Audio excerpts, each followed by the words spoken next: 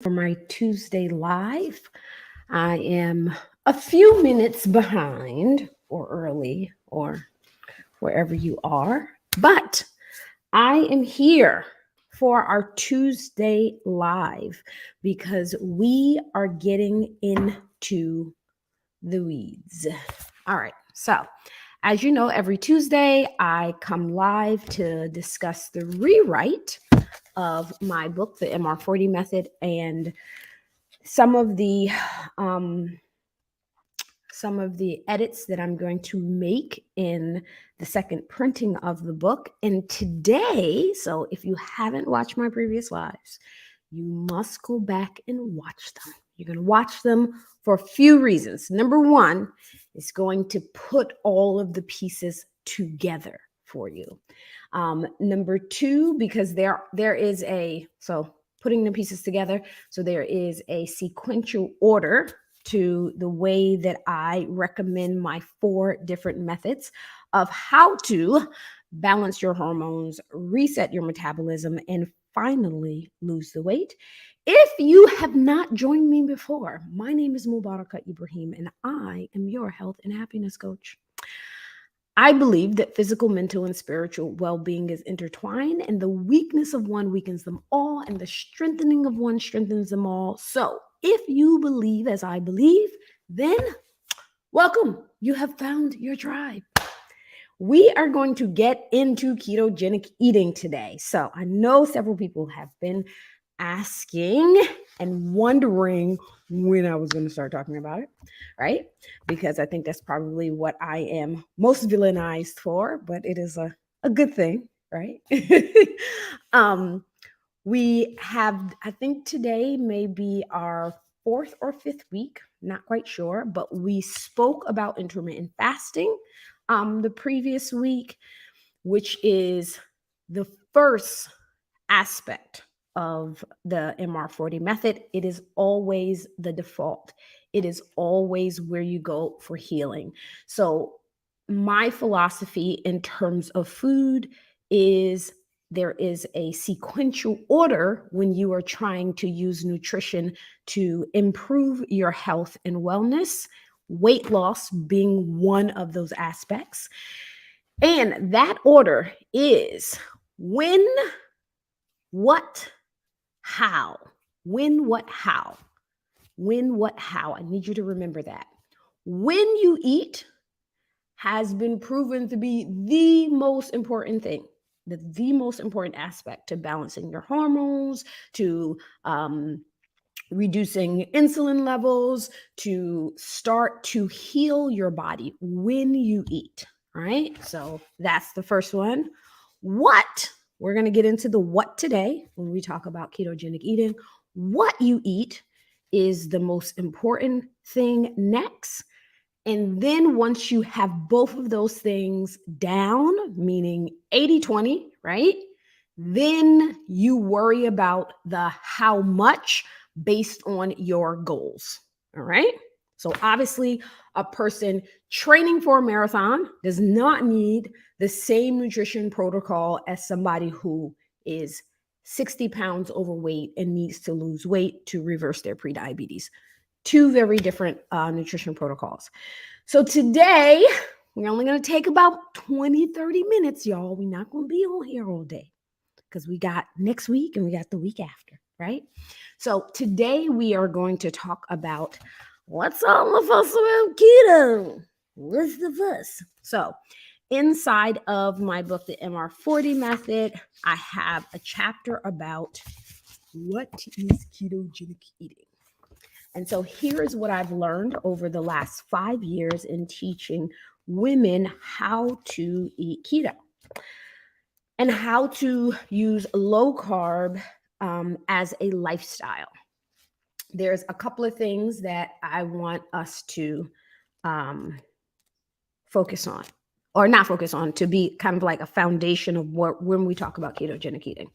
So first, in order to understand ketogenic eating, I think that it's important to understand where it came from, right? Because for many people, it's sort of like, oh, this is a fad diet. It was made up 5 years ago when people found out that Kim Kardashian was using keto to lose weight, right? Not. All right. So here is the history of a ketogenic diet. So a ketogenic diet was actually created as an alternative to fasting, right? A lot of people actually do not know that. In the 1920s, so that's number one. I should say the number one thing is that a ketogenic diet was literally developed 100 years ago. That if it's a fad, it's a 100-year fad, right? It's literally been 100 years that people have been doing a ketogenic diet, intentionally researching a ketogenic diet, looking at the benefits of a ketogenic diet, right? And who it's beneficial for. We will get into that as well. So in the 1920s, there was actually a couple in France. They were both doctors, and they were treating children with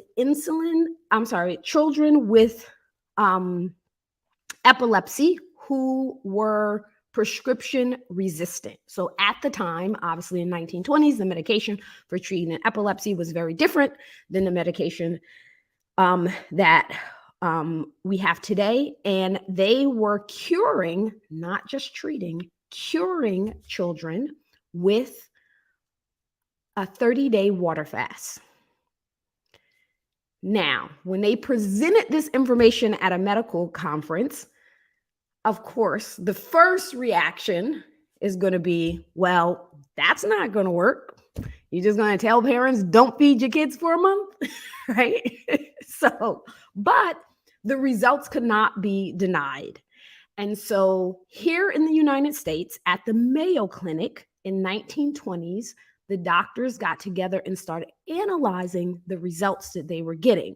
Like, what is it about not having food and only water for 30 days? What does it do to the brain that actually allows it to heal itself, right? So that was the question that researchers wanted to answer. And what they discovered was when these children went 30 days without food, the body began to use ketones for energy. The brain began to use ketones for energy, and it was therapeutic and healing for their brain. So that's like where it began, right? What they decided to do was, okay, now that we know that ketones are so beneficial, how do we allow people to convert their metabolism into using ketones, but allowing them to eat? Because obviously it's good for you to eat, right? You need nutrients.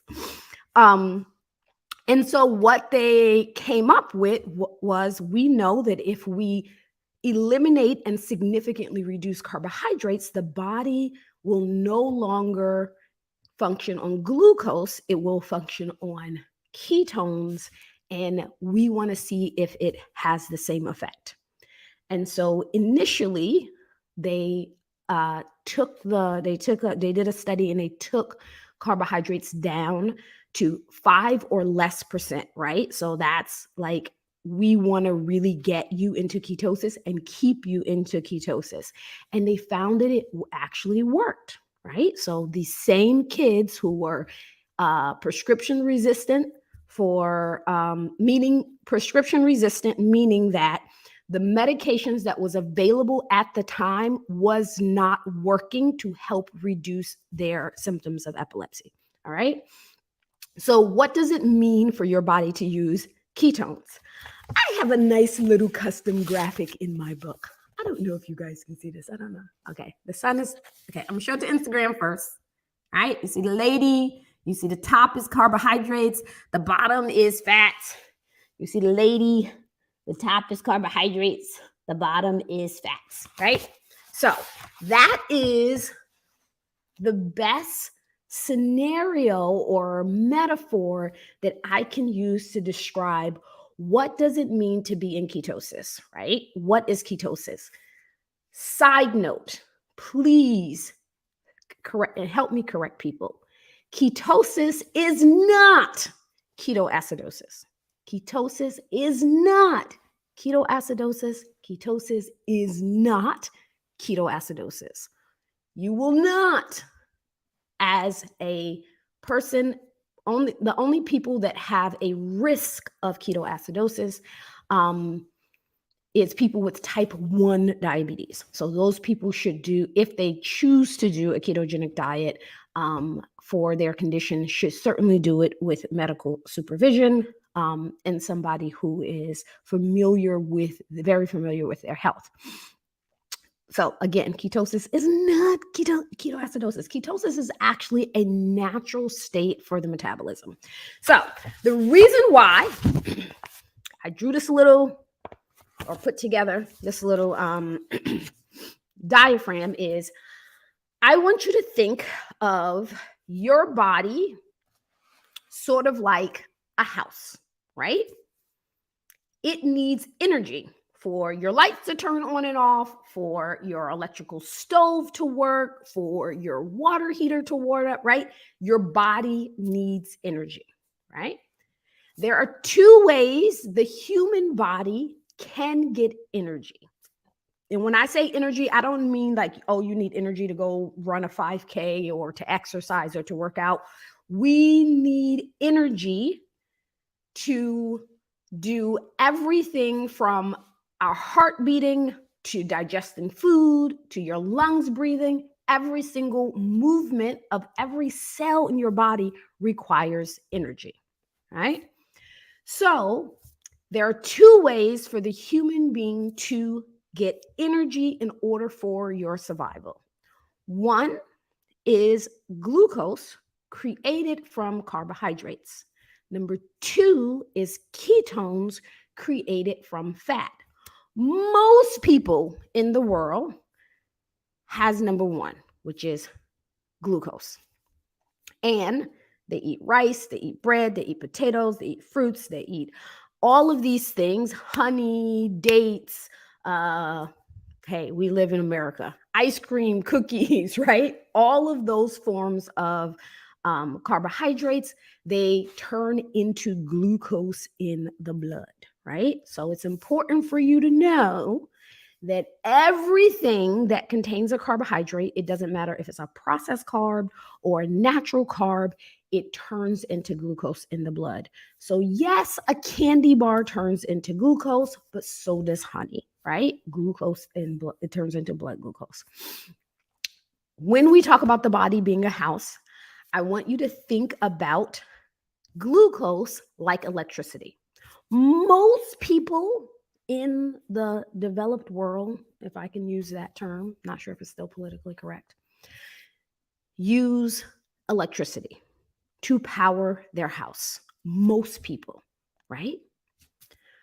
But if electricity is not available, got a power outage, your line got cut, the lines are no longer coming to your house, then you can create the same amount of energy from an alternate source, right? You can have, for our scenarios, let's say a generator, right?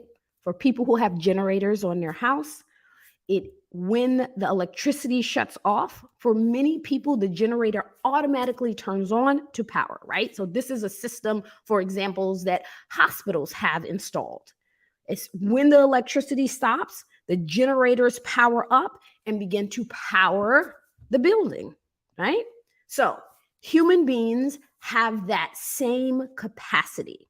And in fact, it's not only do we have it, but we need to turn it on periodically for general health, right? So when you don't intake carbohydrates, your generator pops on, right? Which is your body now says, I no longer have carbohydrates or enough carbohydrates to create energy for the body. So now I am going to tap into fat, turn fat into ketones, and create energy for the body. Both of them is just a different and an alternate route of creating energy, right? So when you are in ketosis, It is your body using fat for energy instead of using carbohydrates for energy. All right? So that is the way ketosis works in the human body. When I say that it is a condition that our body actually requires to happen periodically, is in a natural environment, say, again, I'm always referring to when we were farmers, right? We would have at least a 12-hour window between eating, right? You're not having ice. If you're a farmer, you're not having ice cream at midnight, right? You go to bed when the sun go down, you wake up when the sun come up. But our body, and what we know now that we have to do in research and experiments, because we don't live in that environment anymore, is your body needs a 12-hour period in order to deplete glucose on a daily basis, put you inside of a state of ketosis, even if it's just for a short period during your evening rest, to allow your body to heal itself and to regenerate, right? The problem that we have is we are often eating too much and too often, and our body actually never gets to the state of ketosis. I tongue-in-cheekly say that ketosis is so beneficial for the human body that Allah made it mandatory for us. So every Ramadan, I get a little flack because I say it is Shahrul Ketosis. Because whether you love or hate the ketogenic diet, whether you agree or disagree with the fact that human beings should be in ketosis, if you fast the month of Ramadan, you will periodically go into ketosis during your fast. Whether you maintain that or you benefit from that will be determined by the what you eat when you break your fast or what you eat when you start your fast. But fasting literally is the original keto diet, both modern day and anciently. That is just a plain fact. Fasting is the original keto diet. And so, as Muslims, we fast for 30 consecutive days, sun up to sundown, right? So, our body, our digestive system, everything is going back to a state of healing, right? So, this is how ketosis works for your body. Now, today we're just talking about the history, right? We're talking about where it came from, how it works, right? When we think about being in ketosis, not just the fact. So we talked about it was in modern day, the first seen as beneficial 100 years ago. Originally developed for children with epilepsy. So why are people using a medical protocol for weight loss? That is the next question, because that would be my next question. That was my next question before I did research around a ketogenic diet. Because just like all protocols in medicine, once you discover it and you see its benefit and how it works, the function behind it, this is why we love our medical researchers. They start getting curious as to, okay, well, if this mechanism is turned on and it benefits this, well, we know that this other disease is also controlled by this mechanism. So let's see if it benefits this. Can it upregulate that? Can it downregulate that? That is how we develop medical procedures, protocols, medications, right? So really, really important. When they knew that it worked for a ketogenic diet, they start looking at other things. Parkinson's disease, multiple sclerosis, Alzheimer's, dementia.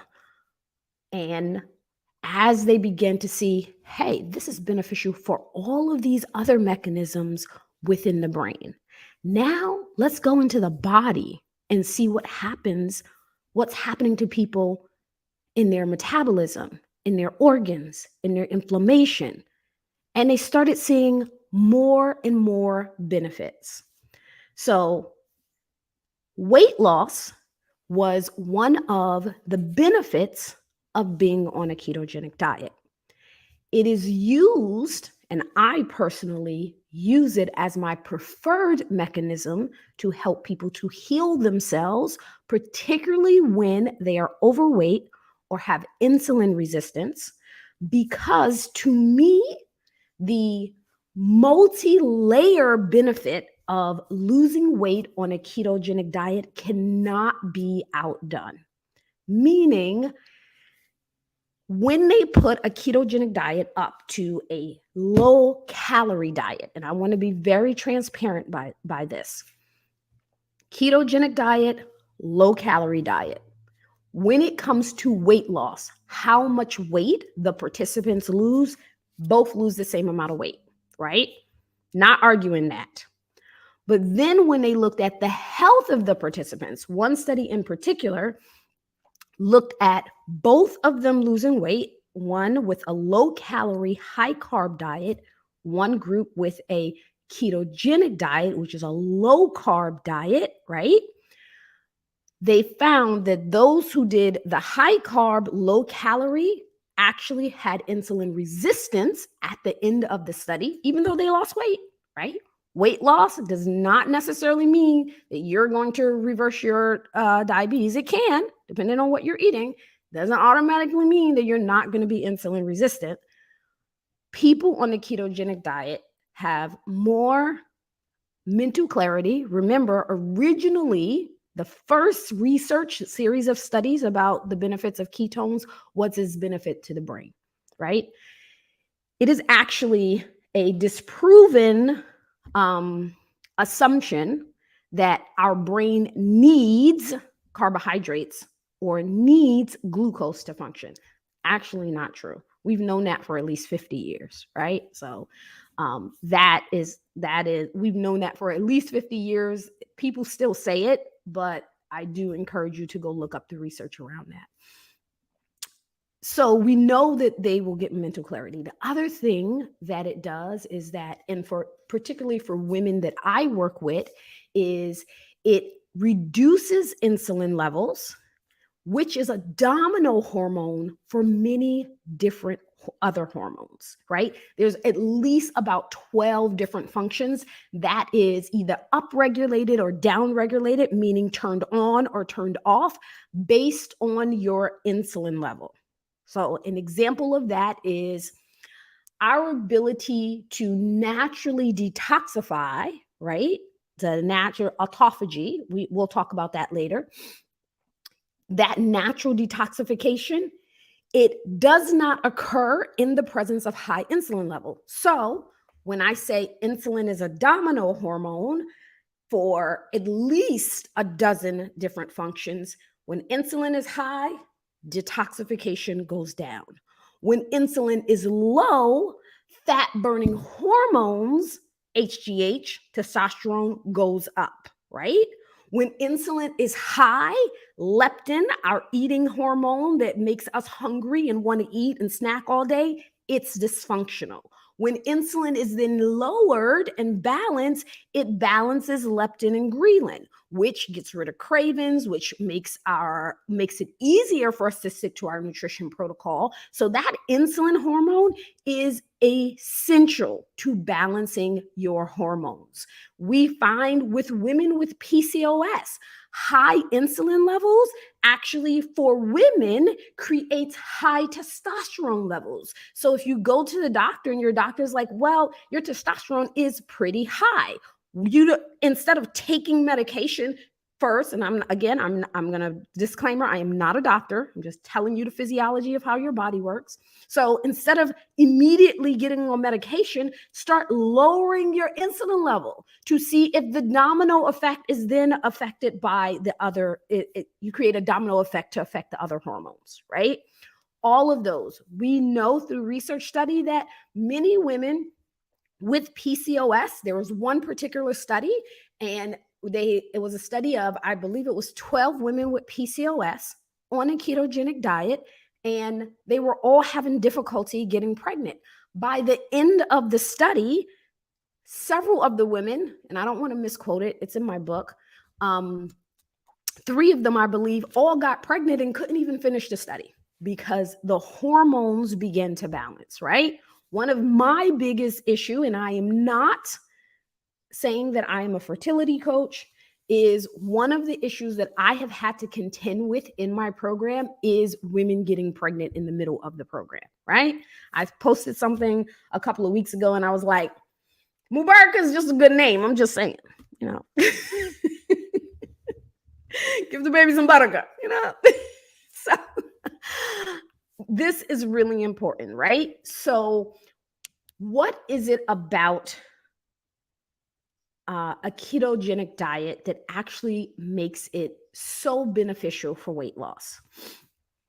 It becomes beneficial for weight loss mainly because of its effect on insulin level. 1 in 3 American adults have some form of insulin resistance. When it comes to insulin resistance, the idea of just eat everything in moderation does not work. All right. I'm telling you from watching so many women, from my own mother suffering from uncontrolled diabetes for 30 years.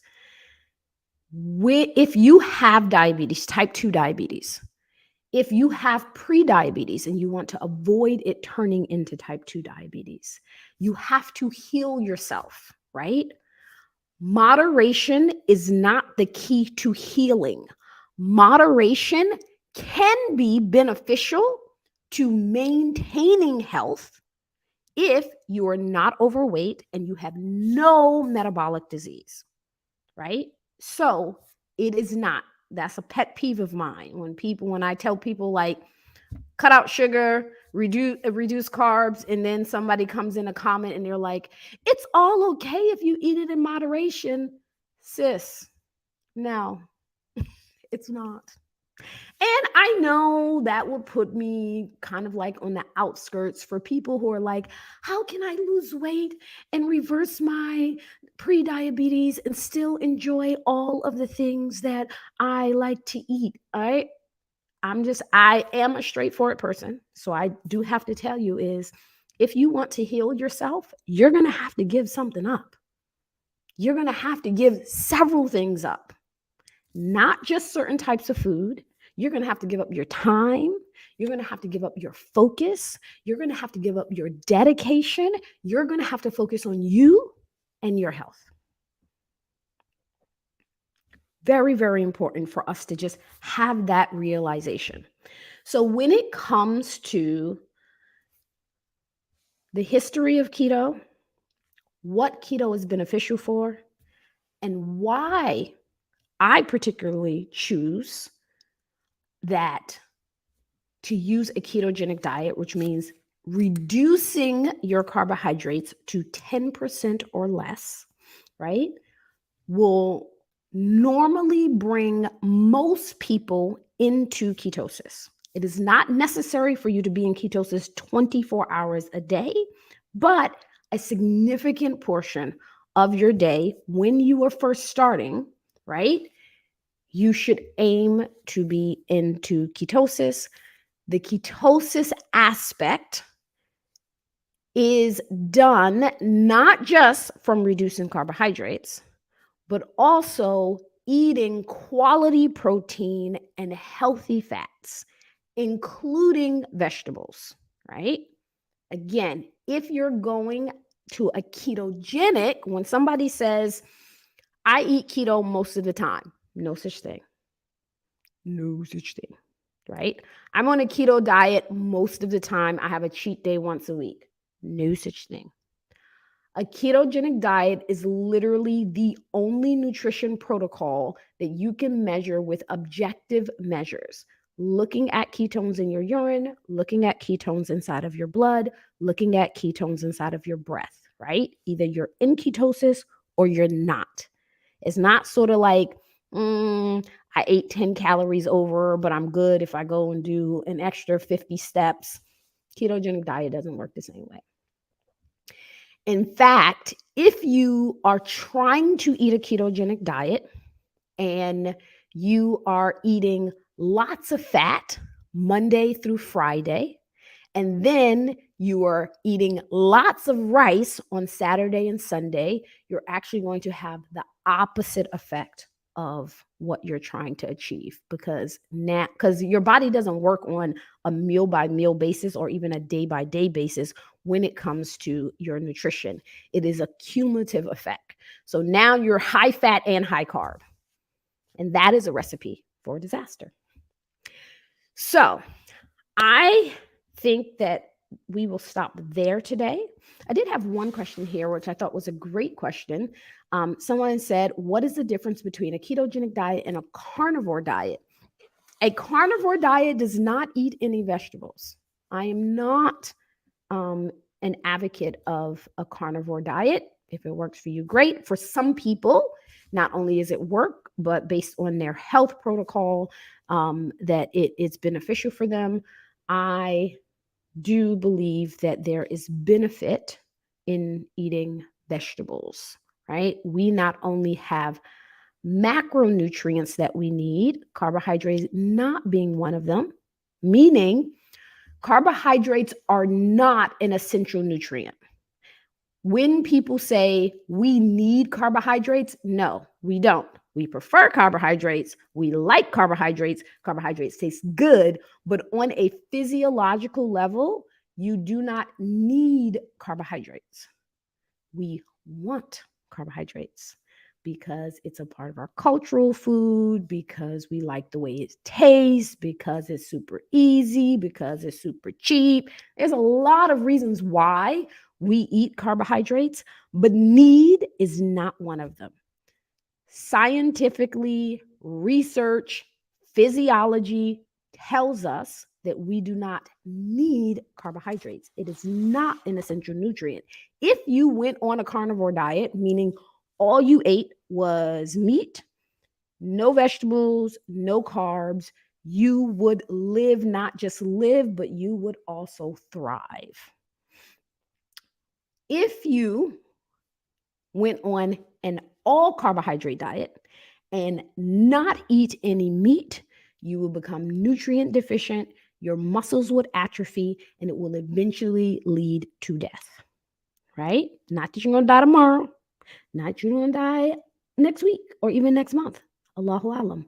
But long-term, human beings, in order to live, must have two macronutrients. Our human body requires protein and it requires fat. It does not require carbohydrates.